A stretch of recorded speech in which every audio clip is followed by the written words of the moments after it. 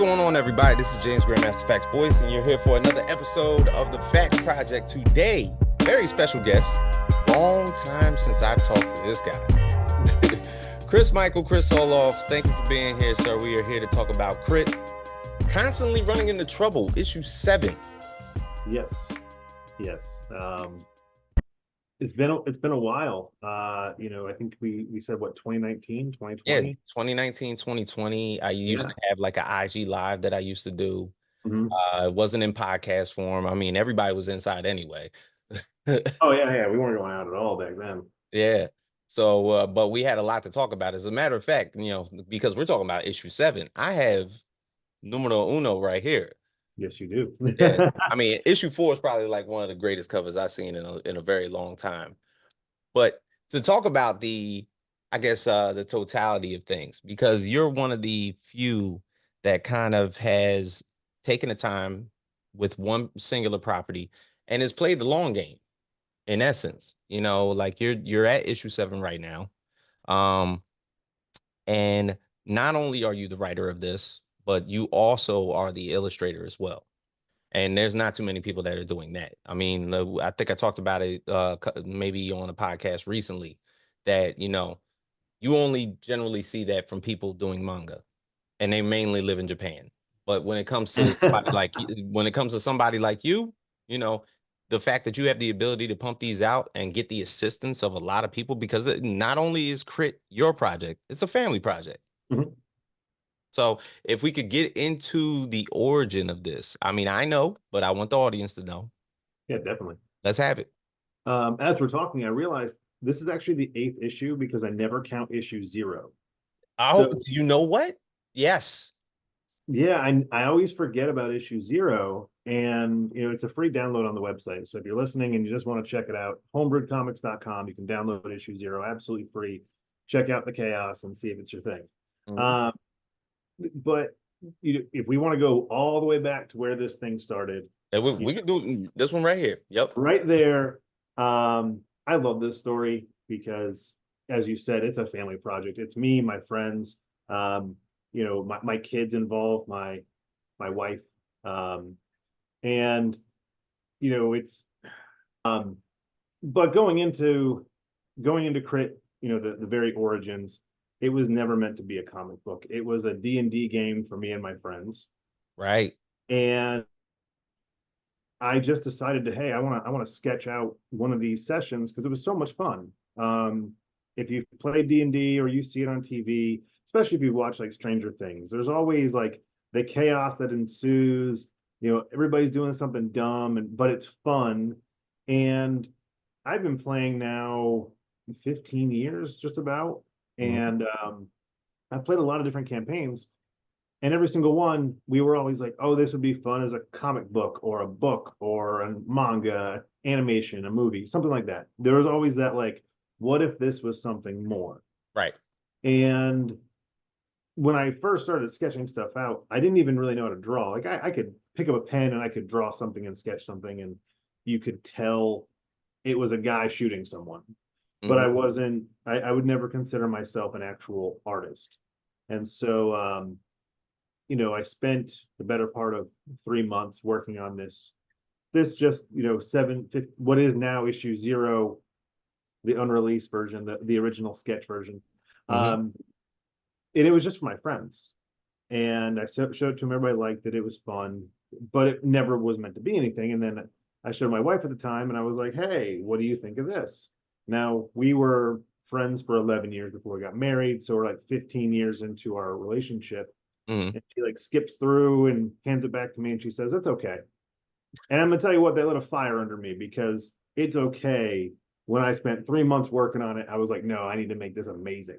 So the next day I go out and I buy an iPad and I get all the Procreate stuff and Photoshop, and I'm like, all right, so show me what I need to do, because she was a very talented artist. Okay. And so she spent a lot of time with me. Her mother's an artist. My father's an artist. And so I got all these people to give me feedback. And over the course of about 8 months, I really refined the style that I wanted. In those 8 months, I probably drew 50 images, and most of them were erased by someone else and cleaned up and fixed. Hmm. But any project I ever take on, I have a rule. I never have an ego if I don't know what I'm doing. So I let everyone kind of have their hands in the project, from the players to my friends. Finally, I get issue one done, and I'm like, wait a minute, I don't know how to color. Like, I spent all my time drawing and never learned how to color. And I start Right. coloring. I'm like, this doesn't look good, like, Hmm. so I got a buddy of mine, and he agreed to do it, but he kind of fell through because in the process he had twins during COVID, and you can just imagine what life was like having twins and another kid during COVID. So I can imagine. yeah, he was like, hey man, I can't give you the time. And so I went to the guys and I said, hey, I'd really like to get this colored, but I don't know how to do it. What do you guys think? Like, and the guys in my group, one of them just said, put it on Kickstarter. And I'm like, what's Kickstarter? you know? Hmm. Um, and he's like, oh, it's just a site, you can put it up there. And he gave me the whole Wayne's World, if you build it, they will come speech. Right. So I do that, and we get some backers, and we raised like over $700. I really didn't need that, but I got that. And the goal that I put down was 1,500, because all the research I did said put 1,500. Right. Right. Right. So, again, I didn't know what I was doing. This wasn't anything that I had planned. So I didn't get the money. Yeah, that bummed me out a little bit. And I'm on Facebook, and a buddy of mine sees the link that I had shared, and he goes, "What is this?" I'm like, I'm drawing comic books now. This is something I'm gonna do for fun. See where it takes me. Right. Um, I just want to release this one. It's my friends playing D&D, and the dude just sends me $500. He's like, "How much did you need?" I said, "About 500 to pay for the colorist and then, printing." And so he just sends me 500 on Facebook. Now, he does have his own private jet. He got into marijuana fields well before everybody else. So he's, you know, always posting Lamborghini pictures and stuff. Right. Right. Very good friend of mine, but just very, very wealthy. I need to go visit him and hang out with his Lamborghini. but Hey, it's a good friend. He was just like, "Here, man, on the project." exactly. And he's like, don't even send me one. I don't care. Like, I just want to see you do something fun. Mhm. Uh, so I contact everyone that backed it on Kickstarter, who, we didn't collect the money. Um, and I just said, hey, you're getting a free book. So got the coloring done, got it printed, sent it out. I did make a website in the process and put up a link for people to buy the book. And I Right. sold 100 copies on the website. So, I shipped about 150 books on the first issue. And it was just really cool. So I was like, well, I guess, that was cool. And then I get a question like, so when's issue two come out? And I'm like, I never even thought of doing an issue two. I never Right. meant to even do an issue They one. were like, "You created the story. Now we want to know where this goes." Right. So I'm like, well, we have so much content because it's just based off the D&D game, and I have every session ever recorded. So Hmm. I was just going by the recordings. I'd sketch out from that. So that was the snowball right there. It just pushed it right down the hill. We're in the midst of COVID. I have nothing else to do with my life except draw. Right. So I play video games and I draw because I work from home. and and that's what it was. And now we're into really, like, we the first issue shipped July of 2020. Hmm. So we're right at the 4-year mark. Yeah. And with 8 issues, that's an average of 2 issues a year. Um, I don't often think about it, but you're right, like, that's the long game these days, because most people don't even release issue two or three. This is true. So somebody recently called me a veteran, and I'm like, I've only been in this game for 4 years, Hmm. but I have, one of the reasons that my friend gave me money was because anytime I do something, I dive in like 100%. Right. And that's what I've done with this. I've researched everything. I have art editors that, they're professional comic artists, and I send them stuff, and I'm like, hey, tell me how bad this sucks so I can fix it. And that's why every book is better and better, because I'm just learning and learning and learning. And I really, at this point, just want to give people the best version of our game that we can. And it's just so much fun.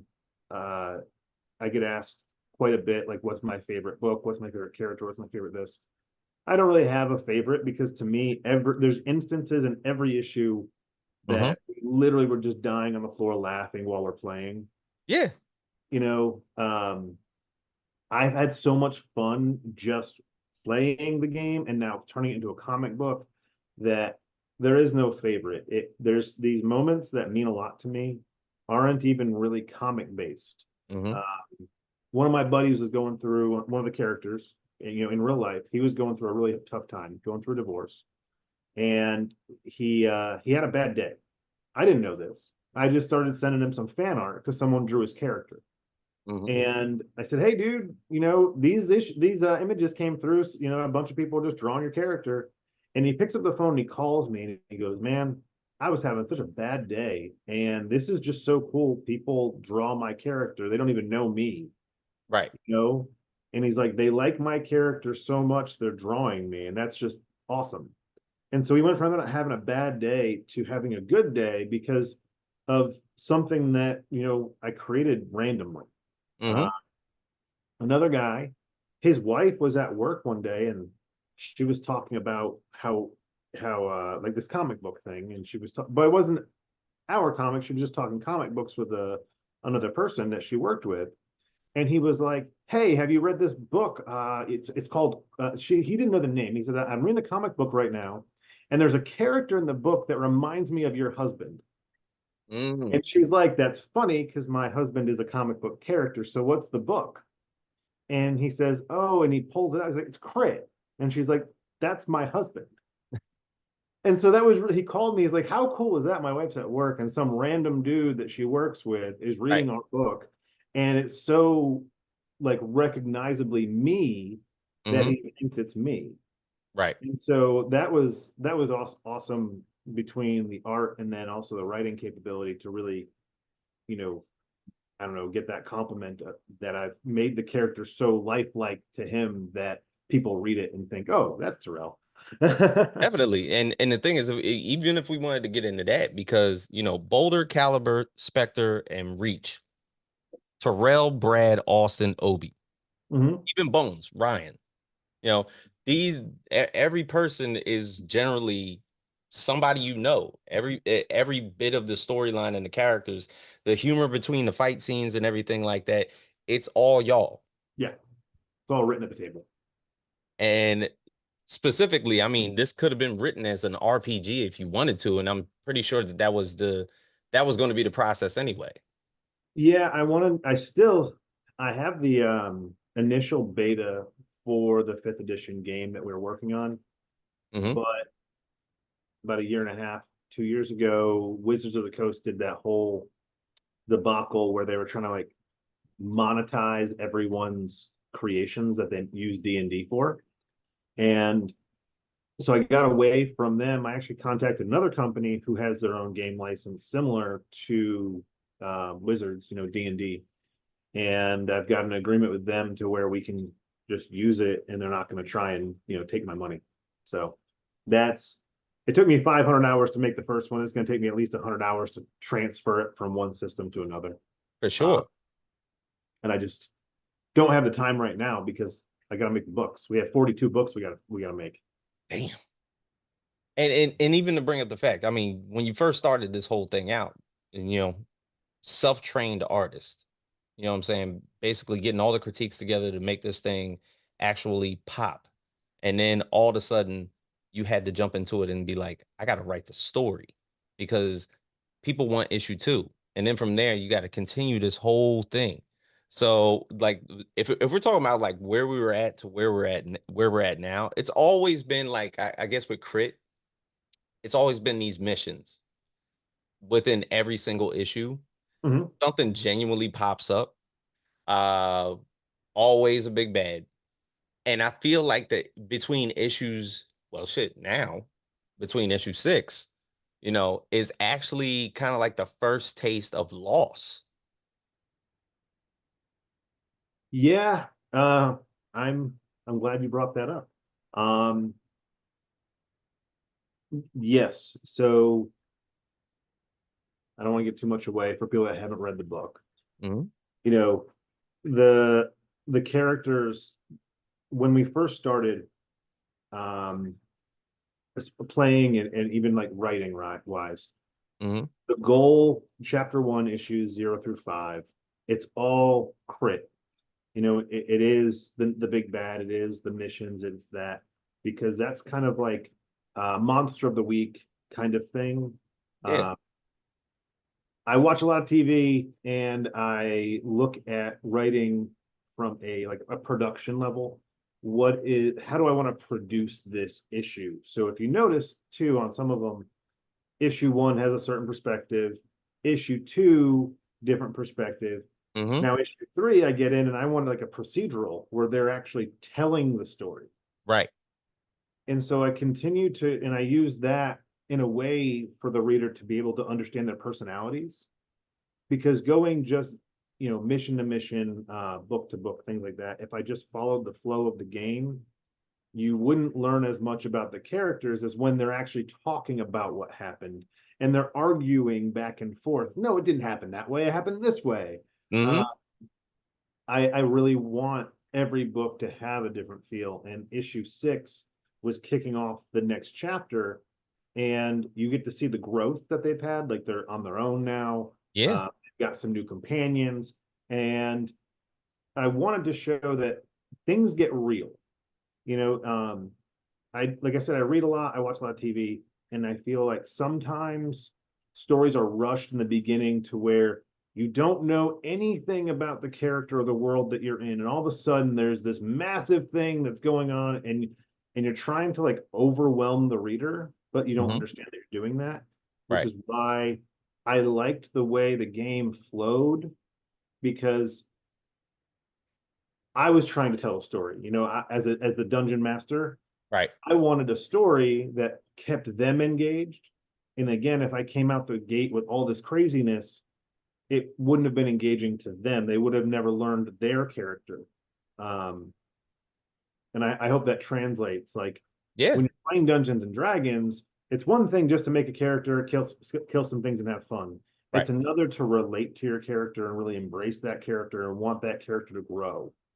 And that's why the first few sessions were just that. We're just, hey, these are your characters. What are they doing? What are their motives? Yeah. Let's build the character.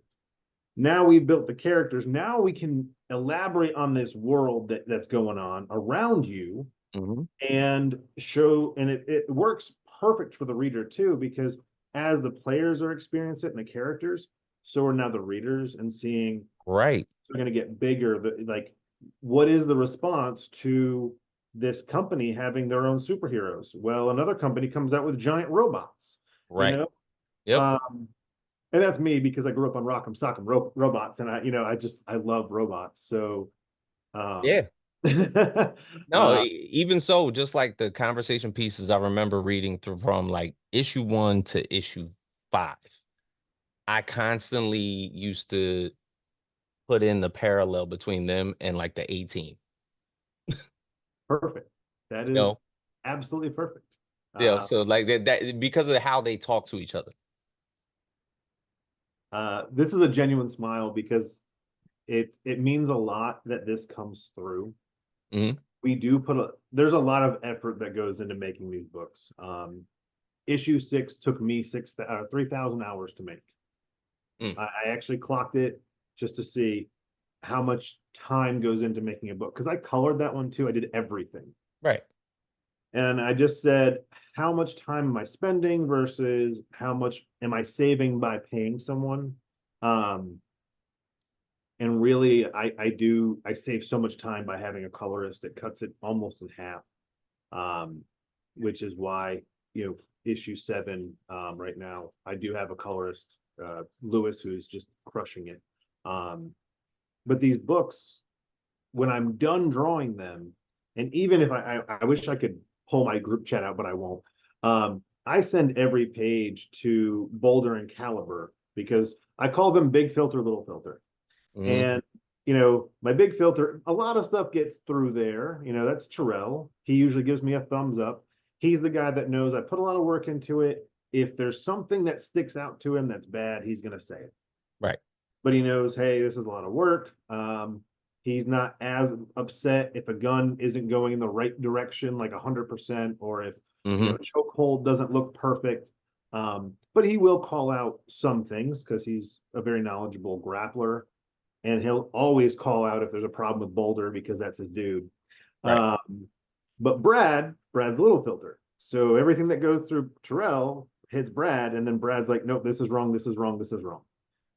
And I found out recently that every YouTube show that he watches now is one that critiques everything. And he Okay. absorbs what people are critiquing, so we don't have those issues. Right. And he's also a black belt in multiple forms of jujitsu. He's a firearms specialist. He trains people how to use firearms. So, he knows a lot about guns, hence Caliber having so many guns. And like, I recently drew this page and I was so happy with how this thing looked. And I'm like, Caliber's jumping over bones and he's like firing in midair and it Mhm. looks so badass. And he's like, but why? Why would I be doing that? It doesn't make sense for me to jump over the 7 foot tall dude just to shoot. And I'm like, because it looks cool. Like from an artistic standpoint, that looks cool. He goes, but we've shown that Caliber's very formidable. He's not Deadpool. I'm like, okay, fine. So I redraw him, and now he's jumping through the air. He's kicking one and shooting another. And he's like, I'm shooting little tiny robots. He's Chris. He calls me. He's like, I'm not trying to be a pain. I would get down on one knee and use one gun and fire like multiple shots and hit multiple targets. Right. He's And he's like, simplifying it might things. not look fun, but if we're going for how Caliber would be, and he's like, if you listen, like I did listen to it, he's like, I always in game would do stuff like this. He's like, I don't do the whole jump around, do stupid stuff unless we're fighting giant robots, because then I can shoot wherever I want and not miss. Right. And I'm like, okay, fine. So I had to like take him out again, redraw him again, and finally we got the pose right. And I'm like, but this doesn't look fun. So that's when the art editor comes in and goes, add these few little like firing sequences to make it look like there's movement, and all of a sudden there will be. And so that's like such a process for a piece like this big on the page, Mm-hmm. Yeah. So I say all that to let the reader know that it's not just thrown together. There's a lot of work between a lot of people that goes into every single issue. And after the art's done, me and almost all the guys, we get on Discord. I make a Okay. PDF of all the art, and we just go panel by panel. And I have the dialogue from the game pre-typed out. So this is how much work I do before I even show it to them. Damn. I have all the script written. I have a scripting program because I also do. I have to go through scripts for a couple small production companies here.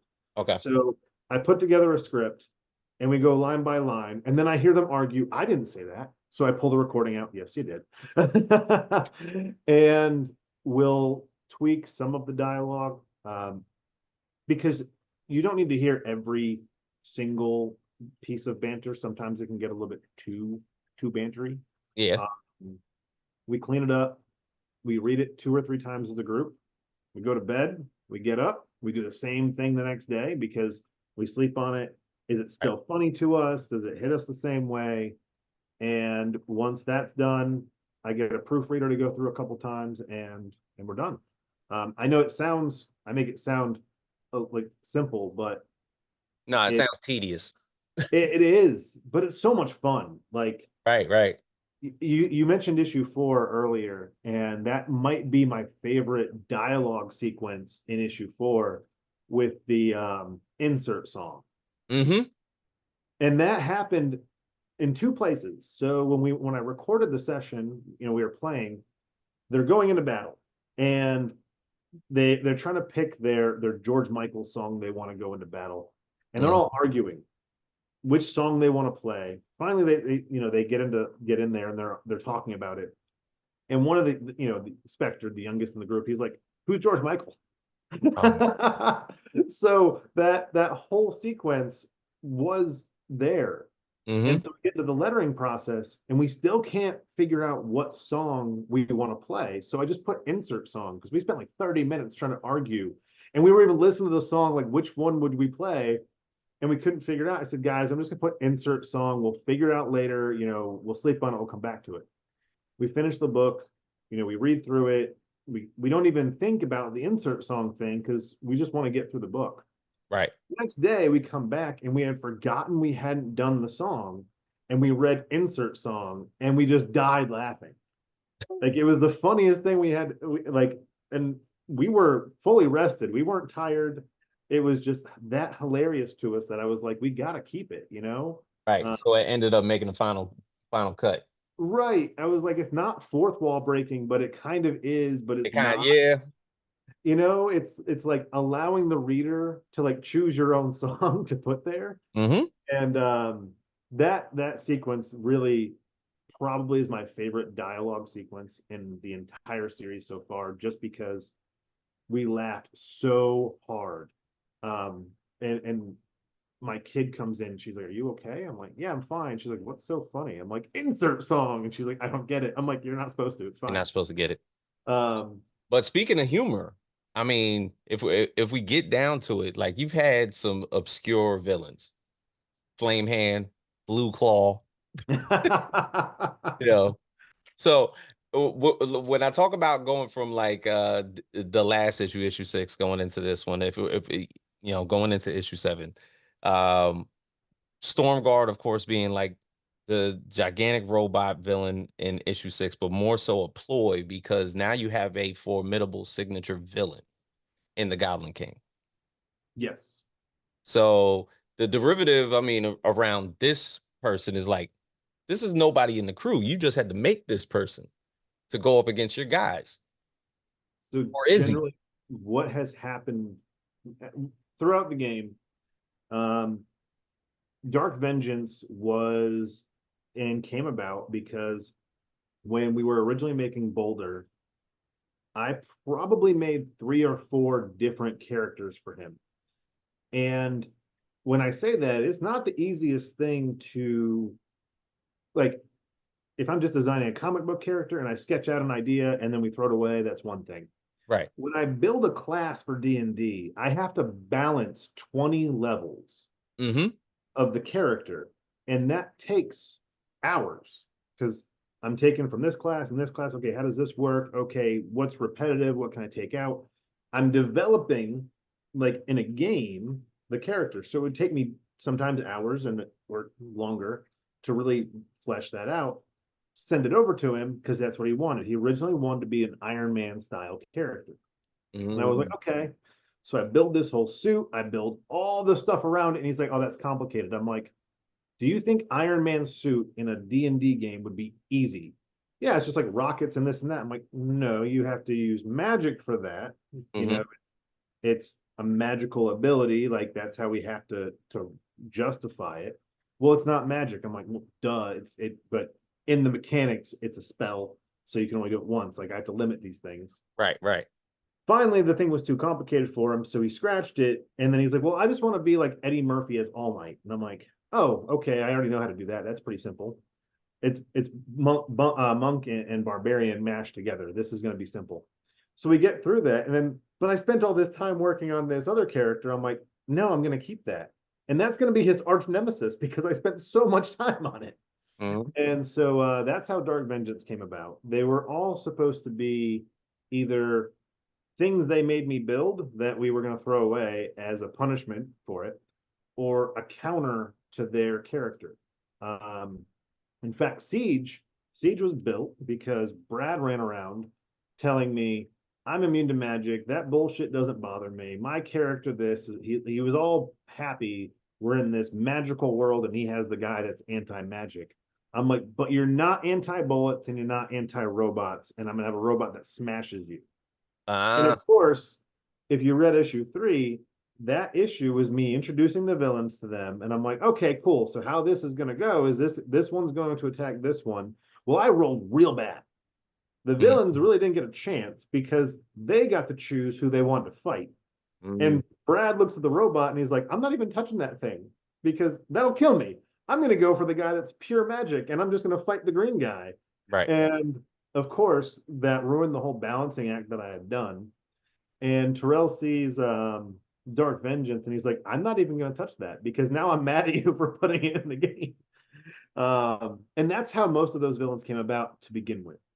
The Goblin King, oddly enough, came because I watched The Labyrinth. Labyrinth. Yeah. Yes.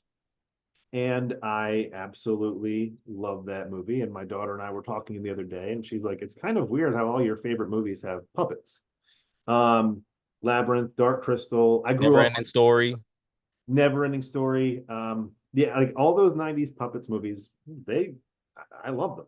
Yeah. And so yeah, so I just watched that with my daughter, and I just made the Goblin King, and I was like, this would be really funny.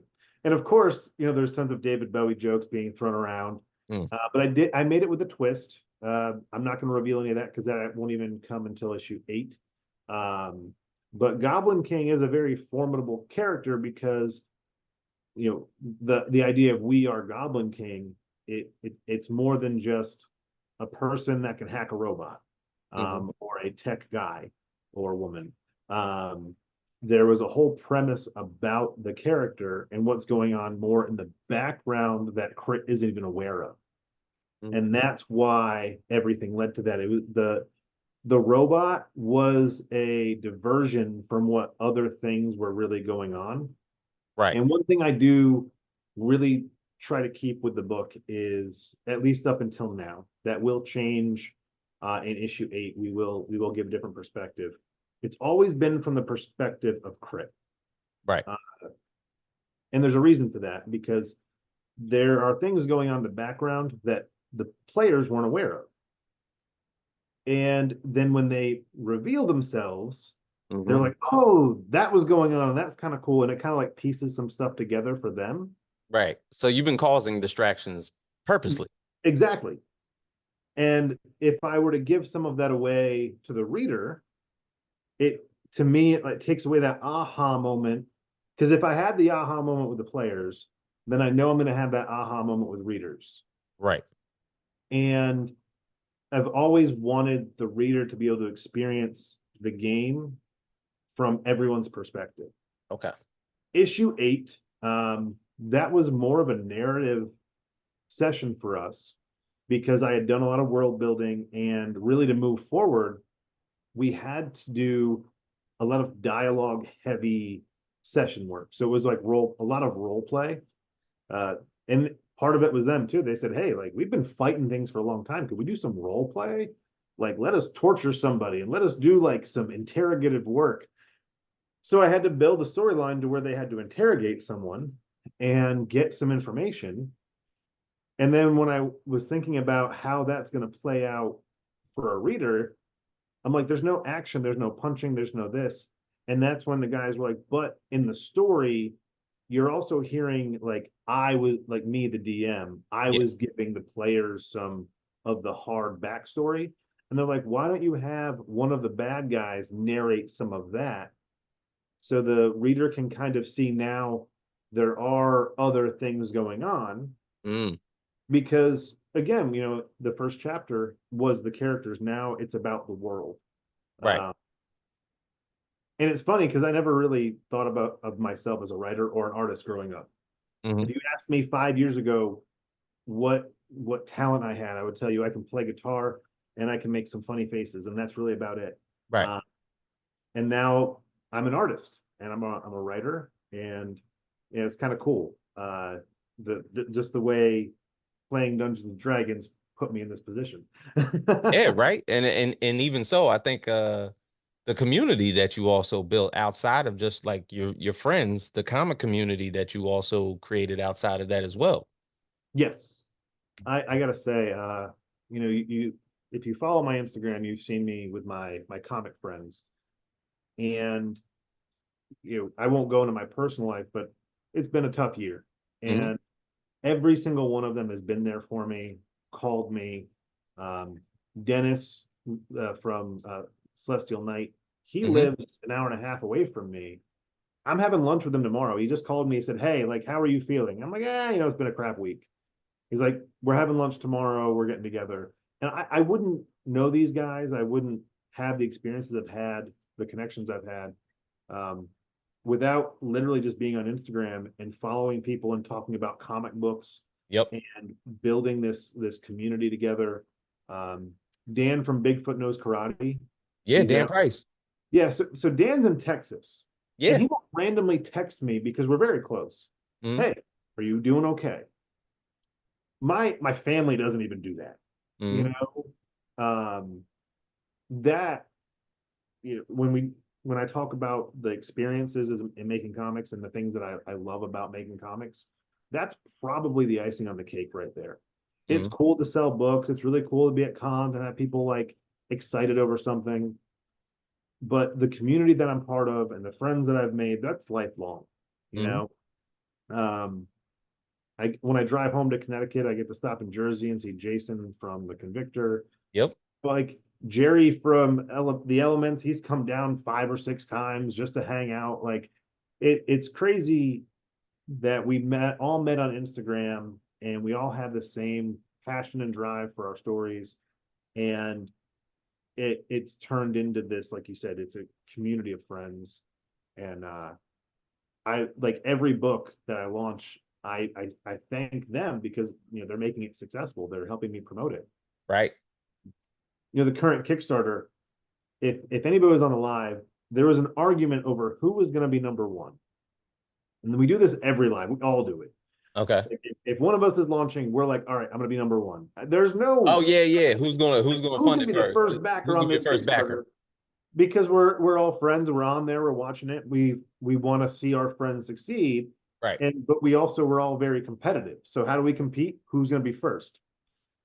I generally get in first because I'm a collaborator on almost every campaign, so I can go in and pick what I want before. Um, don't tell anybody my tricks. But this one was unique because I'm launching it.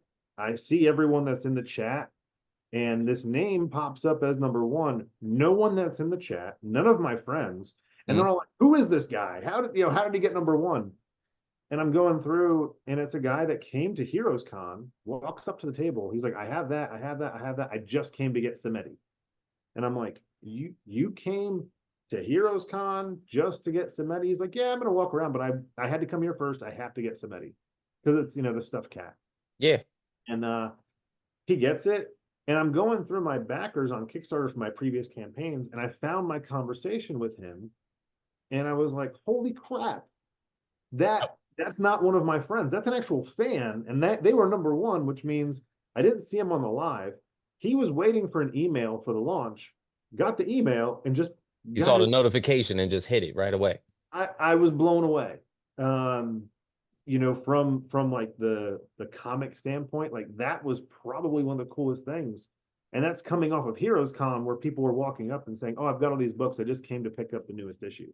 Right. You know, like the fact that I have 5 guys over here arguing over first place and this like this one person just comes in and Random. swoops in, that was cool. And that honestly was when it hit me that I am a comic book creator. I am a writer and I am an artist and all these things because I Mhm. don't think about any of that. I just think I'm a guy that plays D&D and you know luckily has a little bit of talent to put it out there for people. I mean, it's probably the reason why you're so detailed. Oh, D&D is well, definitely accumulated for that. I'm detailed for that, but I'm also, how do I put this? Um, when I make the book, I want it to a do the most justice for my friends, Mm-hmm. you know, because they're the first ones to see it come to life. Backers and everybody else, they do get the book before I even think about putting it in a store. But I always show it to them first before anybody because this is theirs. Like Right. it's an ecosystem. I wouldn't have a comic without them. They wouldn't have a comic without me. And I really want them to at least get that first look at everything. Mm-hmm. And it's funny some of the stuff that comes up between us when we're talking, and they'll chime in and they give me some feedback. But the next thing is I want every reader to get the best that I can do. Right. I look at a page and I say this isn't the best, I scrap the whole thing. Um, Sometimes it takes me a little bit longer to finish a book because I don't want to put out something that's mediocre. Mm-hmm. People, it's a premium product that you're when you go to Kickstarter, that's premium pricing. Oh yeah. A Marvel book is $3.99, $4.99 if it's a big book, $5.99 I guess if it's supposed to be cool. Um, when you're spending anywhere from $6 on a normal book to $15, $20 just to have that foil cover. Yep. I mean, thank you. I want you to get your money's worth. So if that means I have to draw a little bit more detailed or have my art editor rip my page apart again, then so be it. You know, when I was playing music, you know, I talk about this. I played music professionally for 6 years, Right. and I was on a record label, and I had producers. We had, you know, we were in the studio, and producers would say, "That sucks. Do it again." Um, I remember the first album I ever recorded professionally. Oh, sorry about I that. tracked my guitar lines 36 times. There you go. So if I can track guitar lines 36 times so I can get the perfect track, Hmm. I can draw something 36 times to get the perfect piece. You know, Hmm. that's now I was in my 20s. So, so it was a long time ago, and I was probably usually drunk and other things because I was in a band signed to a record label and we had Jägermeister for a sponsor. So I definitely drank a lot in the studio, probably why I had to track 36 times. But True. still, you know, all the partying, all the other stuff I did, if I can record 36 guitar tracks, I can redraw that page for somebody. So when they read it, Sure. it pops. Um, Yeah, especially like studio engineers, producers, A&Rs, you know, there's multiple ears that are going to basically get their hands on this. So I can yeah. imagine how that is in the comic community as well, with editors, with you with your community of friends that basically you're going to pass this off to once it's either drafted or done. And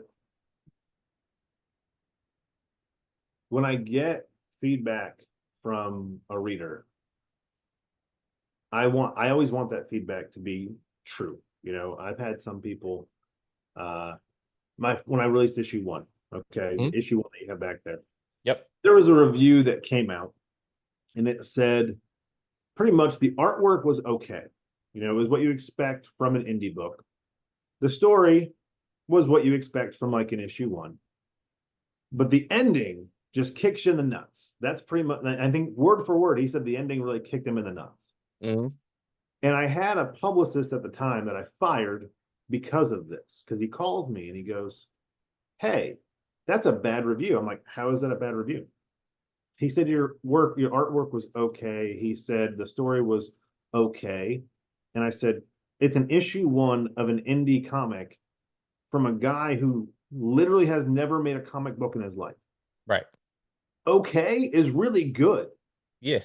And I said, but the ending is what's supposed to really catch the reader. That's the real that brings you Right. back in. So if I and think about it, when we watch a new TV show, when we get invested in something, if everything's different, it's very hard to get into it. But if everything feels comfortable, but there's that one thing that sticks out, it could be a character, it could be the ending, it could be something in the story sticks out. Everything else feels comfortable, you like it, Hmm. right? Okay, this feels good to me because I've seen this 5 or 6 times. I liked this 5 or 6 times, so I like this. Right. But there's a drunk talking cat at the end that saves everybody. So I kind of want to see where this goes. Right. That was the when I put it together, when I edited the story and I figured out how I wanted it to flow, even the guys, they were like, well, it's kind of like simplistic. And I said, it's supposed to be. Do you think Spider-Man 1 was the most epic story ever? No. No. Superman couldn't jump when he came out, you know, Right. or he couldn't fly. He was just jumping. You know, like none of those stories were epic. They were good. And that's Mhm. it. That was it. They were supposed to just be good. So this was supposed to be good. And then the ending was supposed to come in, and that's what was supposed to keep everybody. Right. That's what it did. Yeah. You know, I still have people to this day. They're like, "Man, that issue one really ends on a high note, doesn't it?" I'm like, "It's supposed to." They're like, "You think this person's dead? You get the talking cat that comes in. You got a guy bleeding on the floor." I'm like, "Yeah." And I talk to indie creators a lot, especially like guys will hit me up like, "Hey, do you have any suggestions for when I go to make a book?" And I say, "Yeah, try to kill your characters." Oh yeah. What? Why? Why would I try to kill someone that I just put all this time like building up in my head? I'm like, because if you can't humanize your characters, no one can relate to them. Yep. And if they come out the first book and they're the most powerful thing in the world, you might as well just go watch Dragon Ball Z because Goku is that every single season. Every single episode. Yeah, it's like, what are we gonna do? Goku's gonna eat a bean. He's gonna come back. He's gonna save the day, and We'll then sit we're there gonna for about 3 episodes making a spirit bomb. Who knows? right. Like, and I'm not knocking Dragon Ball Z, but that's the formula that works for Yep. it. I think honestly, one thing about indie comics that should change is people should stop making their superhero the most powerful one. You Right. know, you may or may not have seen recently on Instagram and Facebook, Spectre and Samedi are being featured in a fighting game, and it's being made in Unreal Engine 5. I have there's a whole team of indie creators that are working on this. It's actually really cool, Nice. and you know, it was funny because when we were in the chat talking about characters, some of the well, my guy's got an invincible, a sword that can cut through anything, an armor that's impenetrable. And I'm like, then why is he in a fighting game? Mm-hmm. Why are you putting this dude in a fighting game if you're telling me he can kill everyone with his sword and we can't hit him? And you know, the guy was like, oh, I didn't really think about that because he's working on issue 1, you know, and he's kind of like playing with story elements. Right. That and everyone else kind of agreed. They were like, if you don't have a weakness, you have Superman. You're not gonna have a story. Right. And the only reason and Superman's biggest weakness is his humanity. Yeah. His You know, morality, it holds him back. exactly. Like he loves a human, so he loves humanity. So that's like Mhm. really his weakness. But if you have a dude that can just cut through anything and nothing can hurt him, why am I reading your book? I already know the ending. He wins. Mhm. You know? Um, that's why like issue 6, it's really funny to me when and I'll give this piece away because I love it. When we're playing, and Caliber runs in, and in the game, Brad goes, and I'm gonna throw a grenade. Brad, you just left the barista, you know, the coffee shop. You told me in the beginning of the game you're wearing a barista's outfit over your normal clothes. In what world would you be serving coffee with grenades and a gun on you? Like, and he goes, oh, I didn't really think about that. I just ran in figuring I had my stuff. I said, yeah, so you have a bag of beans. He's Right, like, right. screw it. I throw a bag of beans, improvised weapon, 1d4. Um, and that happened. And when I read that moment, it humanizes again because That's you actually hilarious to even think about because now I'm thinking about it in my head on screen. right. It's so funny. Like when I was drawing it, I called him and I said, hey, I'm at that part where you throw the bag of beans. He's like, oh, you're putting that in there? I said, I have to. Yeah, he's It's so probably wearing an hilarious that apron. Caliber like runs in full force, not even grabbing a gun, and goes, "Oh, I'm gonna grab. Oh man, it's a bag of beans." You know, Right. um, it, and he just rolled with it. And he said, "You know what? That's hilarious because it shows Caliber thinks he's always ready, and sometimes he's not. You know, it kind of gives that human mistake." Correct. Uh, and then another reviewer called me and he said, hey, before I write this review, I want to ask you something. Um, did they really choose to leave the cat in charge of the coffee shop while they went and fought a robot? I said, yep, that really happened. And out of game, I told him that Peter was totally going to shut them down. OSHA was coming in. But he was like, oh my God, that's the most D&D thing I've ever heard, you know? Right. So that's like, you know, full circle.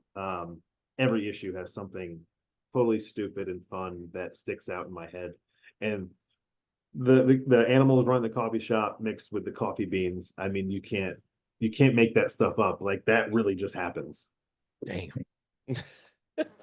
So my final question I would be like, how long could this go? You're at issue 7. Those What 42 was the issues, and it plan? only gets more chaotic. That's what I'm saying. Like, how much more chaotic could it get? So uh, I will give away one thing about this story Hmm. that I don't think I've ever said on a show before. So I'll say this here. It is actually an Arthurian tale. Um, but we don't find that out until issue 8. That's when I really start to peel away that layer of the onion. Okay. And so if you take King Arthur and make him immortal, Right. but you don't know he's around yet, like, you know, he's in the world. Hmm. But that's where the story really starts to take a turn. Well, that kind of makes sense. The court. Yes. There's at least what? Let me see. One, two, three, four, five, six. There's like six members. Yeah. Yeah, there's back to even issue zero. I've hinted at a lot of things. I drop, some things in. Like little Uh, nuggets. Now I gotta go back. right. It's like a sci-fi Arthurian tale. Okay. So it's my own take. Uh, and it was supposed to be that way from day one. Like there's a lot of the backstory that I changed from game to game, which is another reason why for a while we didn't include a lot of those story elements that nobody knew. Right. The characters themselves didn't know it, then I didn't want it to exist Because it would because give too much away. right. And if you've played D&D, you drop a few nuggets and then they go, "Oh, I want to go this way instead." So you have to find a way to connect those. And I didn't want to drop nuggets for a reader that didn't pan out. So we finished the game completely. Like we finished a year ago. The story is done. I know where it ends. I have the start to finish done. So now all those little moments that had to be refined have been refined, and Mhm. it's the perfect time to start bringing in some of the deeper backstory because again, I go into this. It's a character driven narrative. I want people to like my characters. I want the story to be entertaining Right. and like to grab you, but it's about my friends. Hmm. Uh, and I never want it to be anything more than that. I just want it to supplement that, if that makes sense. No, Like, it does. And it's supplementing because you basically drew up the basis for the characters first, brought along their premises, brought along their origins, then actually started to dive into the story that basically the world that was building around them this entire time.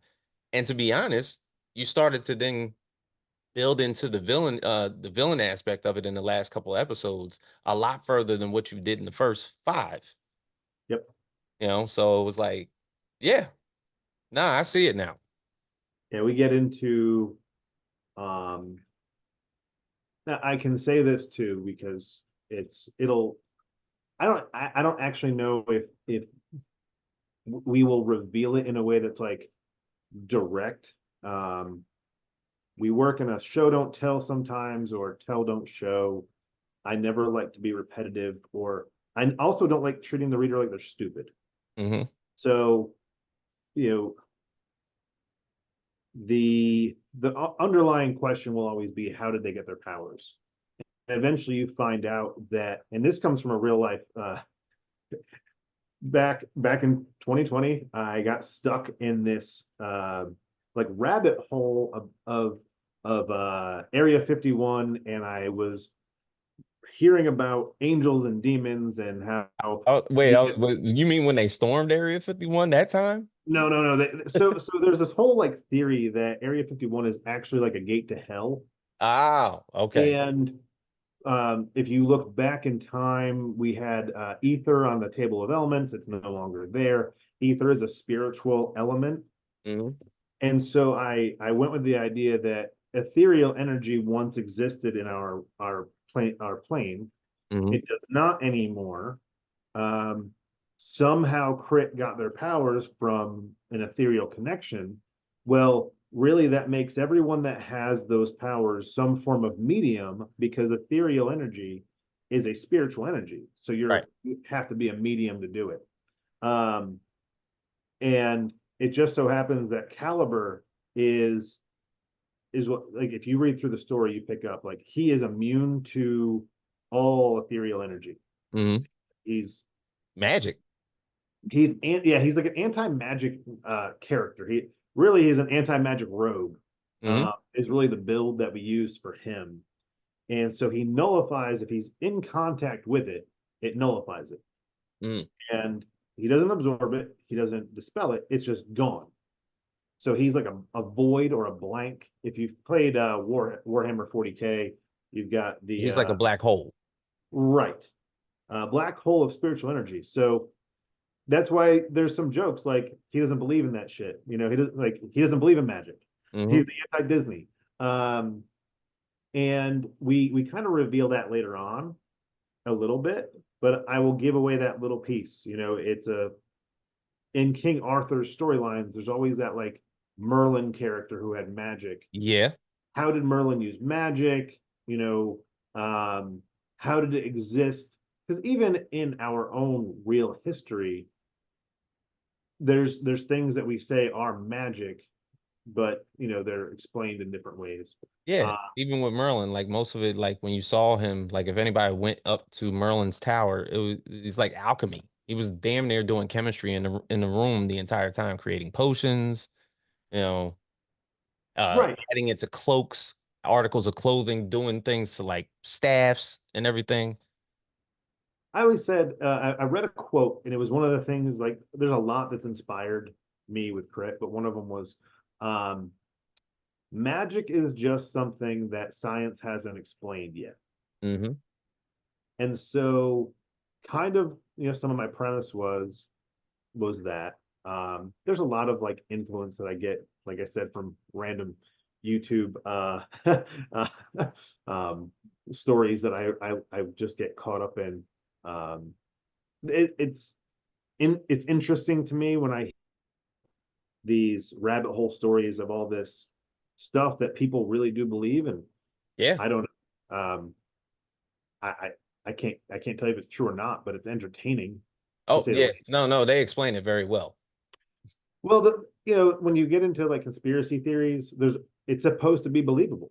Right. Like, you know, I still think in every conspiracy theory there's a little bit of truth There's a somewhere nugget. in there.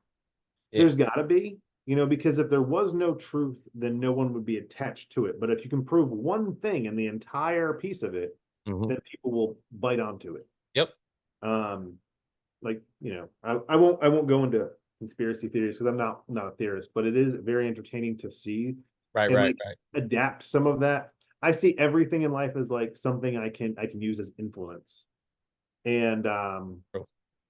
I love, you know, I grew up on the original Disney movies, always loved Sword in the Stone. Oh I yeah. you know, the King Arthur stuff always got to me.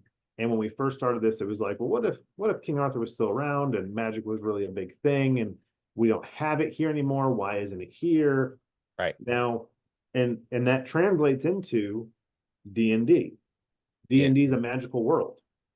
The only reason you don't have superheroes in D&D is because everybody has powers. Yeah. But if you have a cleric who's the only cleric in the world, he is a superhero or a super priest. Yeah. You know, Mhm. and that was my idea was like, how do you make superhero D&D without overpowering superheroes? And I was like, oh, it's really simple. And it took, honestly, I don't know why it took us 10 years to figure this out. Take everybody else and make them normal except for this small group. Now they're super. Right. Even if all they do is a level 1 character is throw a fireball, they're super. Oh yeah. Flame hand. Yep, flame hands. Yep. Flame hand. I love that you know the book so well. Like that's so cool. Thank you so much. It No really problem. And I was like, somebody's been to Merlin because Blue Claw was all, exactly. So I'm so glad you get all these hints, like these little nuggets of info that I've dropped here and there. Um, there's there's another inside joke. Did you see the one scene where Boulder gives the guy like a free pair of Boulder dashes and he draws a little boulder? right. So I actually traced a very young child fan art that was given to me and put it. At a Comic-Con? No, a friend of mine, their kid just really liked Boulder and he drew Boulder. And it's not the best drawing because it's a child, you Yeah, of know, a very course. young child. And my friend was like, you know, hey, like my kid just wanted you to have this. And I was like, well, I talked to the guys, and there's a scene where Boulder actually draws because he ran out of free cards. I told him he only had so many free shoes he could give away, Hmm. and when he gets to that part, he draws it on a napkin. And I said, so if it's cool, I'd love to put your kid's drawing in the book as Boulder because Boulder is not an artist, you know, so it Right. would look It would childish. look childish. And so that's a piece. Actually, no one really knows, but that guy and his kid, I gave him the book and I said, "Hey, show your kid that his fan art made it into the book." And that was just really cool because Oh, I have a picture of him holding it up. And he's like pointing out. He's like, you know, he has the original in there. right. Um, you know, that's the kind of stuff that. that goes into the book that gets in there, and it's a little like nugget for someone else, but not everybody Mhm. has to appreciate it. Um, and I drew my friend yelling at Caliber in book 6 about the coffee. That's my best friend Tim. We literally grew up together from the time we were like 6. And he backed the book and he was like, "Hey, I just want to be in the book. You can make me a dickhead if you want, whatever you want to do." And I'm like, "I'm just going to draw you yelling at him for getting your coffee order wrong." Because when we were in high school, everyone used to screw up his coffee order. So I was like, it fits perfect. That's crazy, man. But look, man, I appreciate you talking with me about this. It's been a long time. Yes. For Let's real. not wait so long for the next one. Yeah, for real. I don't But have to do a Kickstarter to talk about my stuff. Anytime, even if it's not talking about crit, I'll just jump on and talk about anything. I love your show, man. not a problem. Not a problem anytime whatsoever. But what is it? We now I think you got 17 days left on this campaign. 17 days. We're at 49 backers as of right now. So if we break that 50 mark, like I said, I've had some personal stuff going on. I haven't been able to promote as much as I would like this book. And I also know I went up against GI Joe and Darkwing Duck. So Look, I saw what G.I. Joe did, and I was like, good God. yeah, I did not know that was dropping. And then everyone's like, "Did you see that GI Joe is dropping at the same time you are?" I'm like, "Nope." But hey, Crit is its own book, and we'll do our own thing. And I do have to say this: issue 0 is a free download. The price point start for issue 7 at $3. You can get, I think it's $12 to get all 8 issues as a Right. download. I do try to keep all the price points really accessible because I want anyone that wants to read this book to be able to read it. So, homebrewedcomics.com. Like I said, you can download the issue for issue 0 for free. If you dig it, go back to Kickstarter. There's a whole bunch of cool stuff in there, and a metal cover. The metal cover Mhm. is done by Mo Lubison. It's also a T-shirt. That whole image. Rob Liefeld even tweeted it out a couple times because it's an homage for Youngblood #1. That's what it looked like. Yep, Okay. Yeah. yep. I'm a huge '90s fan, and Mo was like, "Hey, I want to do an homage cover. Give me an idea." I said Youngblood #1 because Youngblood's one of my favorite comic books from the '90s. I Yep. don't care if it's bad storytelling. Dudes had huge muscles and giant guns. I was loving That's it. it. Make that head small. Let's do Right. Make the head small, give me pouches and giant muscles everywhere. It's the whole it. reason I work out. And so I just tweeted it, and I don't tweet much, but I did tweet this image, and I tagged Rob. And I said, Mhm. "Hey, great, this is an homage on my next Kickstarter." And he just retweeted it out, shared it on Facebook. I was like, "Oh, that's really cool." So Nice. now it's going to be a T-shirt and everything else because I've had specific backers that hit me up from You his. want that cover. They're like, "I collect all the homages of Rob's covers." I'm like, "Okay, here's the link." Yep. So that was pretty cool. They actually went in and bought the other books too. So Nice. really awesome community of people.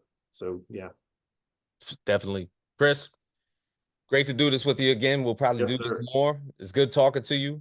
So issue 7, 17 days left on Kickstarter right Yep. now. Get your hands on Crit. Excellent conversation. Now it all makes sense. Just that little bit. That's that little bit, and now it all makes sense. Yep. So I appreciate you doing this with me. Same, same. You have a good night. Absolutely. So for everybody here at the Facts Project, James Grandmaster Facts Boyce, Chris Michaels, go get Crit issue 7 right now on Kickstarter, and we are out.